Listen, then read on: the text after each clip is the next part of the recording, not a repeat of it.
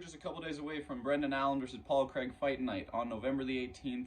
I'm the UFC Genie, and I'm going to break down all the fights on the card, giving my prediction and breakdown. Let's start with the first fight of the night. Rafael Estevan versus Charles Johnston.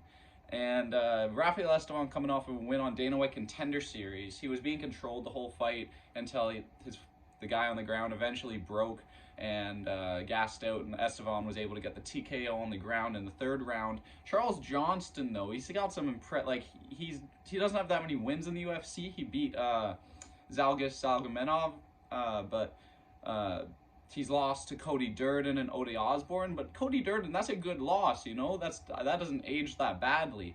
I think Charles Johnston's going to be able to outgrit him and get 29-28 decision win over Rafael Estevan.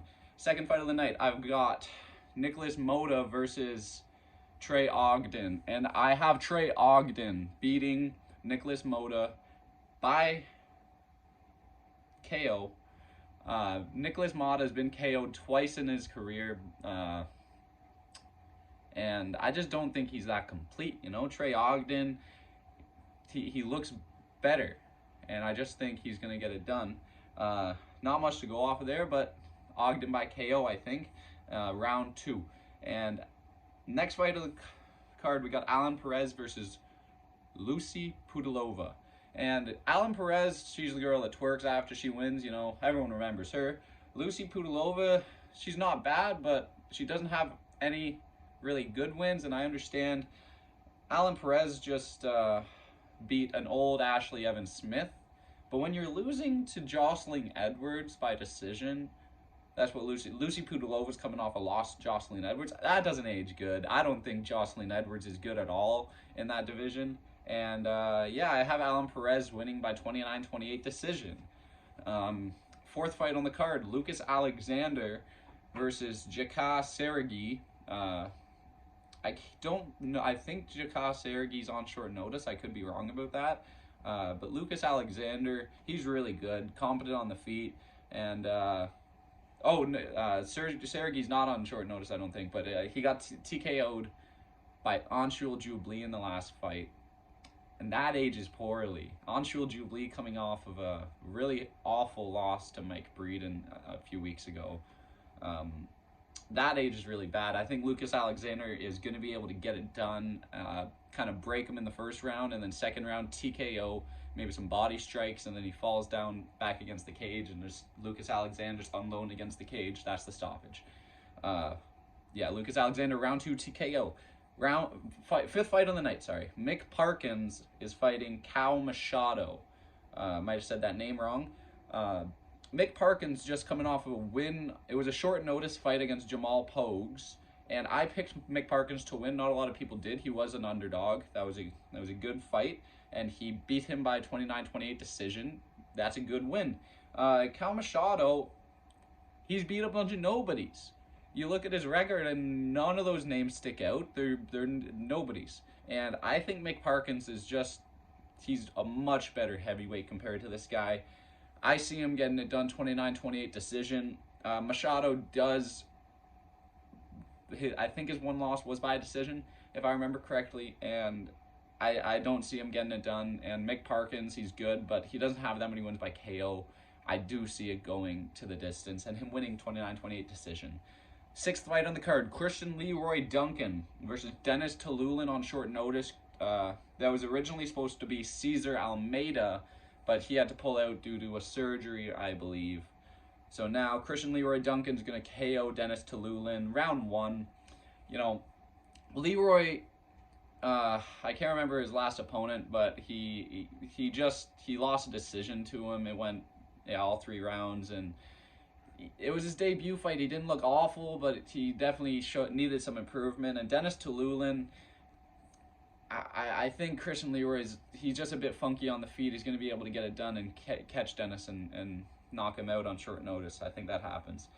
Seventh fight on the card, Chad Anheliger versus Jose Johnston. I was originally going to go Jose Johnston by 29-28 decision, but looking more into it, Chad Anheliger, he's got he's fought some good people in the UFC.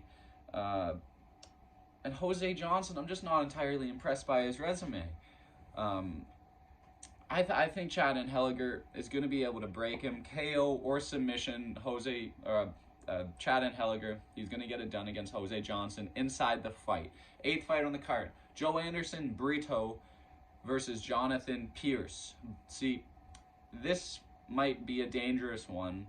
I'm picking Brito to win, but I'm picking him to get it done by a KO against Jonathan Pierce, who has only been KO'd by Joe Lazone.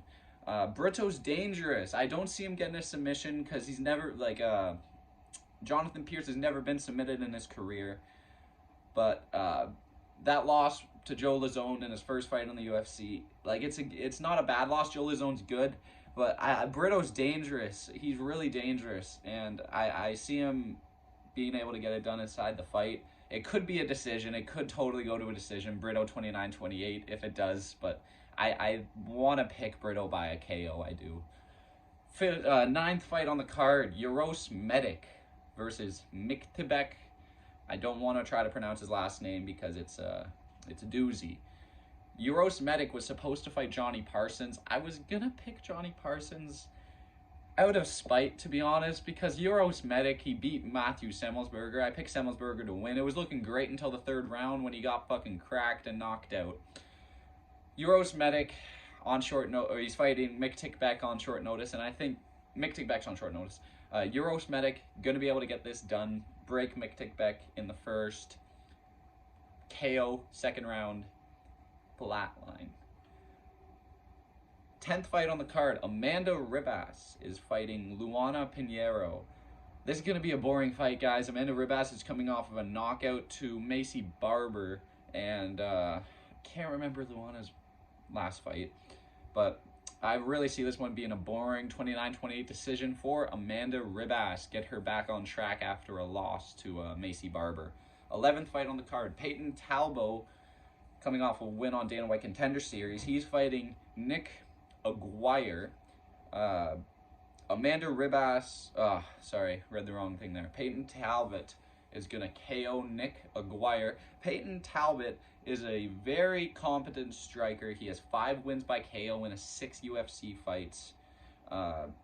His win on Dana White Contender Series was his only decision in his career, and I think this one's a layup to get him a little bit of name value in the UFC. Nick Aguirre does not have any fights in the UFC apart from Dan Argett, which I don't know about you, but Dan Argett ain't finishing me in a fight, and he didn't finish Nick Aguirre, but I do see Peyton Talbot as a much more dangerous striker than Dan Argett. I see Peyton Talbot being able to get it done and knock him out in the first round. Peyton Talbot, round 1 KO. 12th fight on the card: Jordan Levitt's fighting Chase Hooper. Jordan Levitt, I kind of like this guy. The Monkey King, he's really funky, and you never know if it's going to be a KO or a sub with him, honestly. He's dangerous. He can be dangerous on the feet. He mixes it up quite well. He's able to shoot a takedown, get you to the mat, and sub you.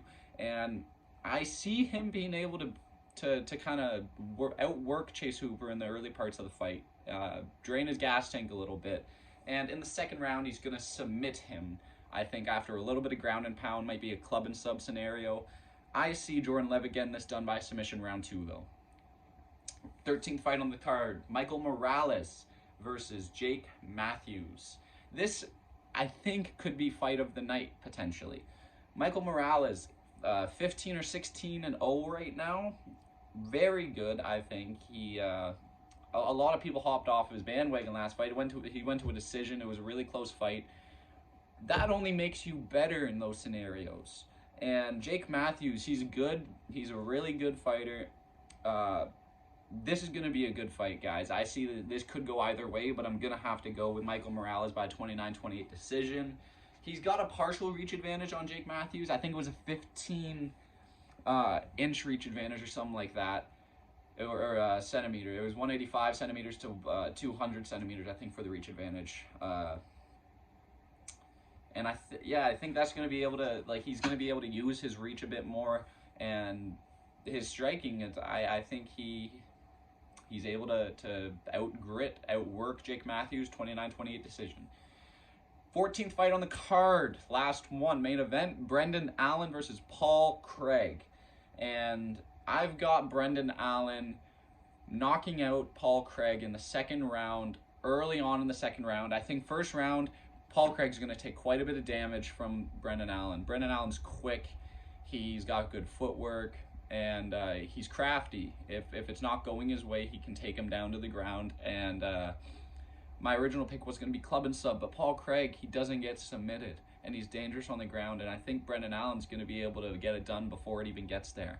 He's going to crack him early on, early second round, TKO, over the Bear Jew, Paul Craig.